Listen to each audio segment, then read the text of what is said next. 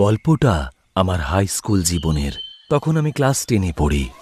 সেই সময় আমি খুবই বদমাইশ এবং দুষ্টু ছিলাম। আমি এবং আমার বন্ধু রাজু ও চিন্টু ক্লাসের সবাইকে খুব বিরক্ত করতাম। এক কথায় বলতে গেলে ওদেরকে র্যাগিং করতাম। আমাদের ক্লাসে একটা ছেলে পড়তো, ওর নাম ছিল শিবা। আমরা ওকে একটু বেশি র্যাগিং করতাম। প্রায় প্রতিদিনই ক্লাসের ফাঁকে অকারণেই আমরা ওকে কান ধরে উঠবোস করাতাম, আর আমরা যা বলতাম ও মুখ বুজে তাই করত। টয়লেটে গেলে আমরা বাইরে থেকে বাথরুমের দরজাটা বন্ধ করে দিতাম। চিন্টু একবার ওর একগোছা চুলও কেটে দিয়েছিল, কিন্তু তাতেও ও কাউকে কমপ্লেন করেনি। একদিন তো আব্দুল ক্লাসের মেয়েগুলোর সামনে হিরো সাজার জন্য শিবাকে অকারণেই থাপ্পড় মেরে বসল আর ধাক্কা মেরে ফেলে দিল।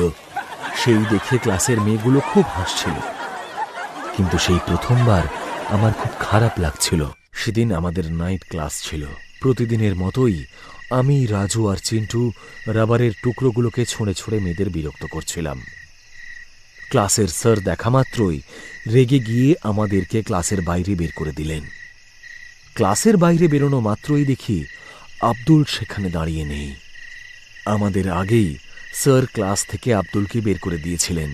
আমরা ক্লাসের বাইরে দাঁড়িয়েছিলাম, তখনই রাজু বলল, আরে ভাই ওই দেখ শিবা। আমরা ওই দিকে তাকিয়ে দেখি ওই দিকে সিঁড়ির নিচে ও দাঁড়িয়ে আছে। শিবা আমাদের দিকে ঘুরে তাকালো আর আমাদেরকে মিডল ফিঙ্গার দেখালো। যা দেখে আমাদের মাথা খুব গরম হয়ে গেল। ওর এত বড় সাহস, ও আমাদেরকে মিডল ফিঙ্গার দেখাচ্ছে। ওকে আজকে শিক্ষা দিতেই হবে, চল। এই বলে চিন্টু শিবার কাছে গেল আর আমরাও ওর পেছনে পেছনে ছুটলাম।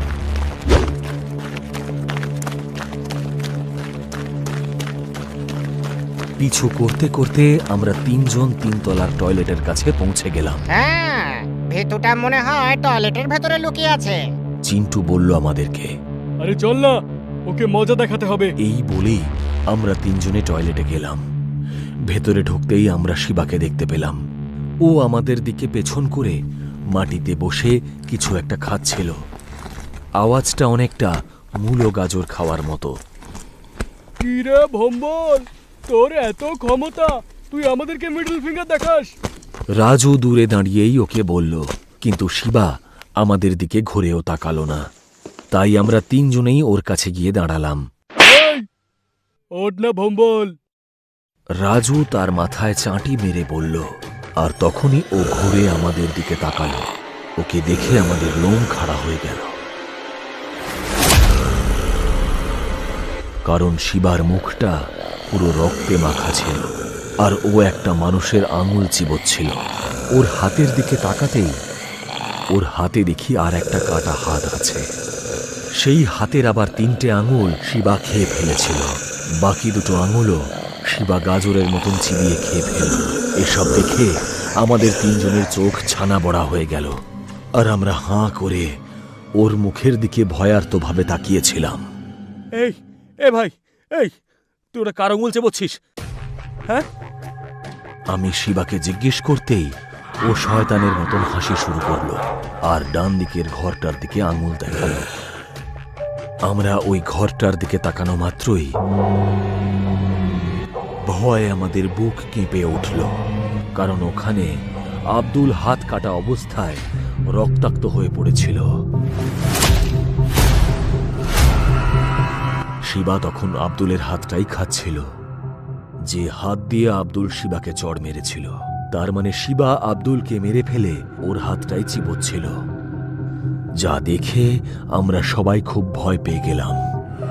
তখনই শিবা চিন্টুর পা ধরে টান মারল আর চিন্টু মাটিতে পড়ে গেল।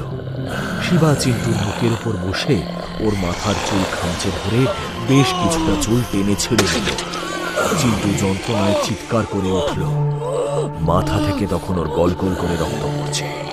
শিবা চিন্টুর মুখের ভেতরে ওই চুলগুলোকে ঢুকিয়ে দিল আর ওর গলায় সজোরে একটা ঘুষি মারল, আর চিন্টু যন্ত্রণায় ছটফট করতে লাগলো। আর পরেই শিবা আমাদের দিকে তাকালো। আমি আর রাজু ওইখানেই দাঁড়িয়ে সব দেখছিলাম।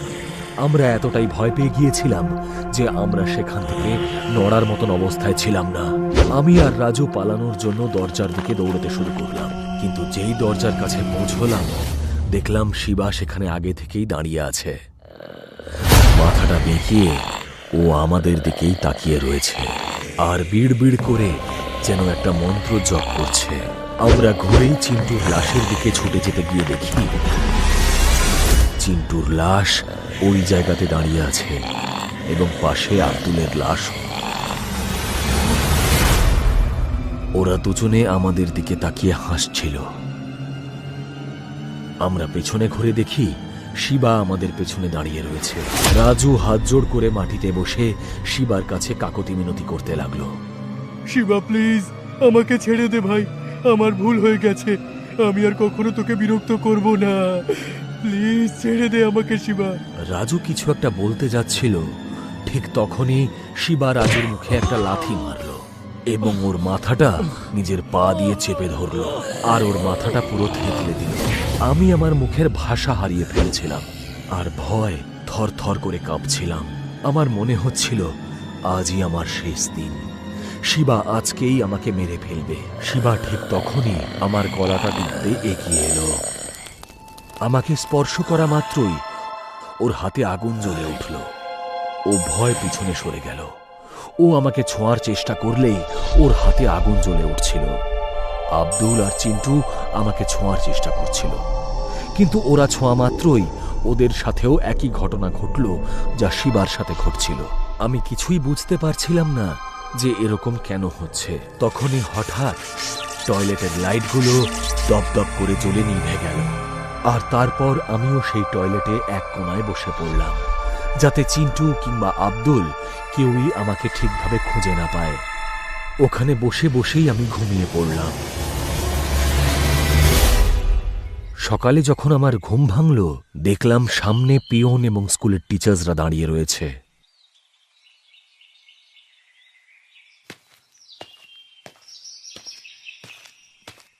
কাল রাতে কি হয়েছিল আর তোমার বন্ধুদের কে মারলো?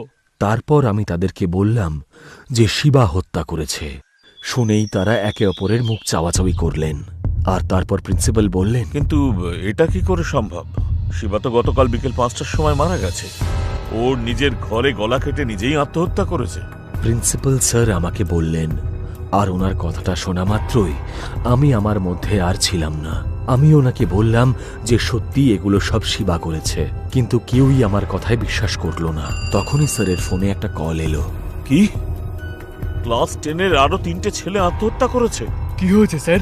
পিয়ন প্রিন্সিপালকে জিজ্ঞেস করলো আর স্যার বললেন, গতকাল রাতে আমাদের স্কুলের আরো 3টে ছেলে আত্মহত্যা করেছে। প্রিন্সিপাল স্যার উত্তর দিলেন, গতকাল রাহুল, মন্দার আর বিজয়, যারা ছিল আমারই ক্লাসের বন্ধু, তারাও আত্মহত্যা করেছিল।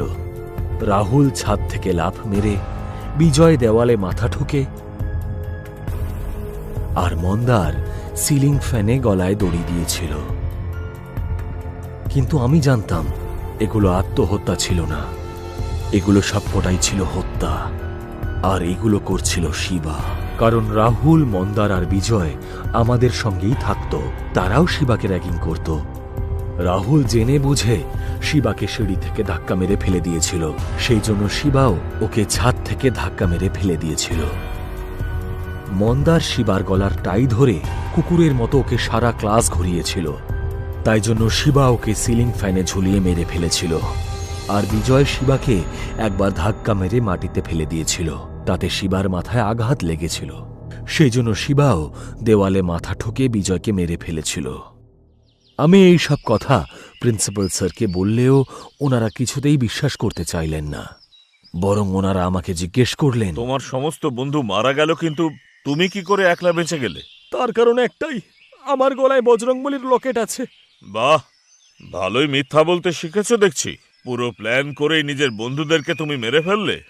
প্রিন্সিপাল স্যার আমাকে বললেন আর পুলিশ ডেকে আমাকে তাদের হাতে তুলে দিলেন।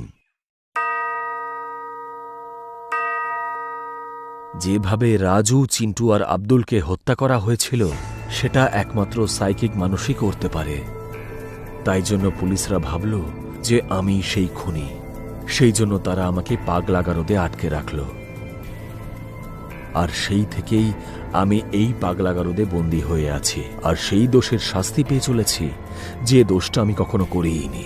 আমি একটাই ভুল করেছিলাম, আমি একটা নিরীহ ছেলেকে বিরক্ত করেছিলাম। আমি এটা অনুভবও করতে পারিনি যে তাকে বিরক্ত করার কারণে আমি এরকম একটা শাস্তি পাব। মাঝে মাঝে আমার মনে হয় শিবা যেন জেনে বুঝে আমাদেরকে শাস্তি দেওয়ার জন্য আত্মহত্যা করেছিল। সহজ কথায় বলা গেলে এটা আত্মহত্যা নয়, এটা বলিদান ছিল।